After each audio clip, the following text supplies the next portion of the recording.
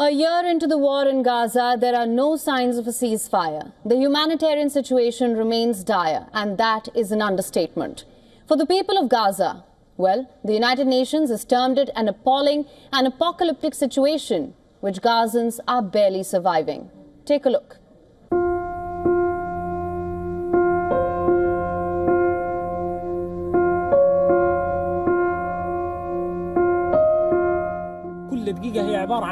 Every minute for us is considered a loss of souls, a loss in everything. God is our savior and the disposer of our affairs.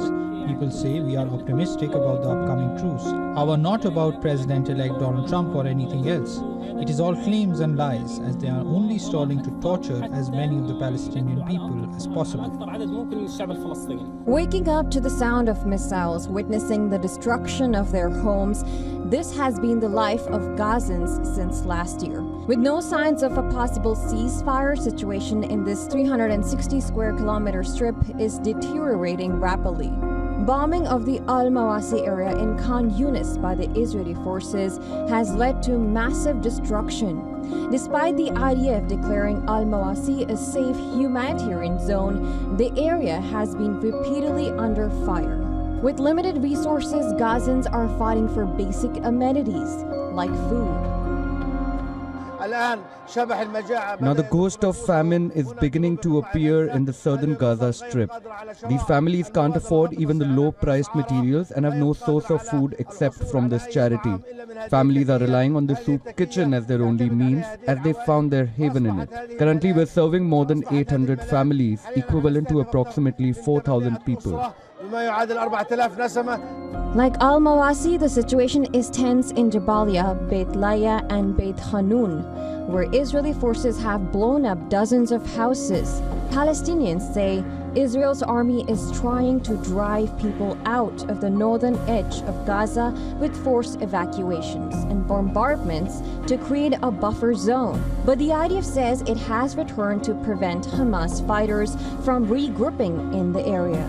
The water and sanitation infrastructure in Gaza has collapsed. Over 80% of its medical facilities and much of its roads are either destroyed or severely damaged. There are hundreds of thousands of people living in large tent camps close to the ocean without running water, power, or toilets. Oh my brother, no one in the world has seen what we saw. I left Abu Tamam school. They did not spare us any quads or missiles. I swear we left. There are people injured and waiting in the schools. There is no one to help them. No ambulance. No one. My children are screaming and shouting, "Mom, where are we going? Mom, where are we going? Why do the Jews do this to us? May God help us.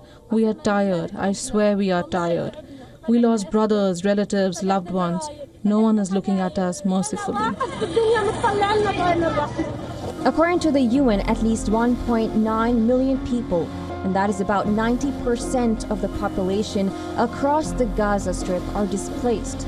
And so far, the Israeli onslaught in the Palestinian territory has killed over 44,000. Bureau Report, WION, World is One.